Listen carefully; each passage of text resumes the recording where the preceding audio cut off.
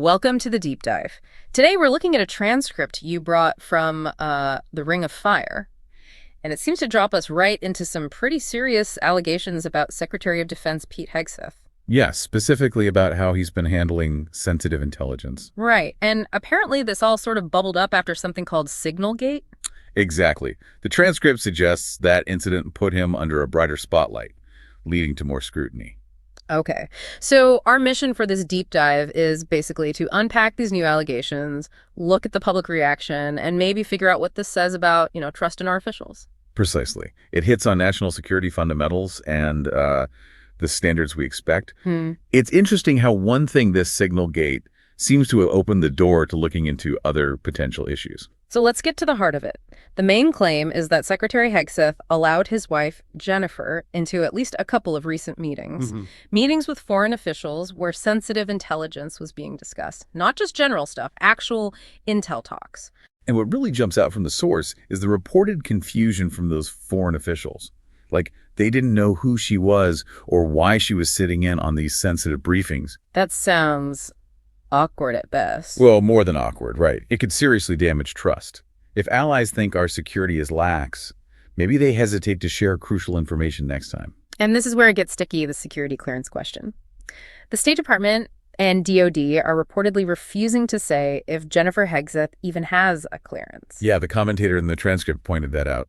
Sometimes spouses get low-level clearances, sure, but the official silence? Yeah. It usually suggests, well, that she probably doesn't have the necessary clearance for these meetings. Which, if true, is a huge problem, isn't it? Accessing classified info without the right vetting. It's a major breach of protocol. That whole vetting process exists for a reason, to minimize risks, espionage, leaks, even accidental disclosures.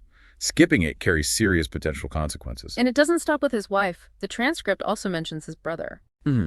Similar claim, that the brother has also been present in meetings like these. Wow. The source called it irresponsible, like treating it as a family affair. Yeah, and if that pattern holds, it suggests a pretty worrying attitude towards how incredibly sensitive these discussions are. It makes you question the whole environment around these high-level talks. So how did the public react according to the source material? Well, the polling data mentioned is pretty stark. 54% of all registered voters apparently think Secretary Hegseth should resign. 54%. That's majority. It is. And it cuts across party lines, which is interesting. The source said 38% of Republicans, 54% of independents, and most Democrats agree he should step down. So it's not just one side piling on. Seems not. It suggests a pretty broad unease. Though, as the commentator noted, polls don't automatically mean someone resigns. Right. Public opinion doesn't directly force a resignation, but it absolutely cranks up the pressure. And it feeds into that other sentiment mentioned in the transcript that maybe he never should have been confirmed in the first place. These allegations seem to be reinforcing existing doubts for some. It really makes you think about how accountability works or doesn't work sometimes. Definitely. The role of public opinion versus, official processes. And it all seems to circle back to Signalgate, acting as some kind of catalyst, like it triggered more intense media focus. Yeah, pushing journalists to dig deeper, ask tougher questions, which then brought these new allegations about the meetings to light.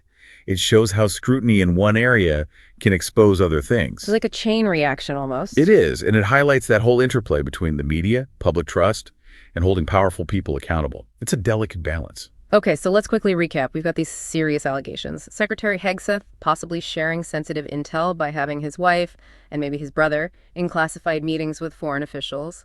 Right.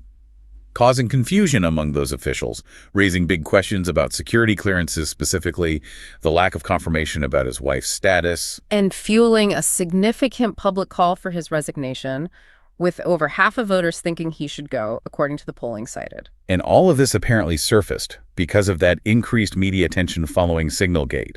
It paints a picture that's, well, concerning regarding protocols and public trust. So it leaves us, and you listening, with this final thought. When allegations like these surface, involving potential breaches at such high levels, what does that do to overall trust in government security? Does it matter which party is involved? And how does the public's strong reaction reflect what you expect from leaders entrusted with the nation's secrets? What does it signal about accountability today?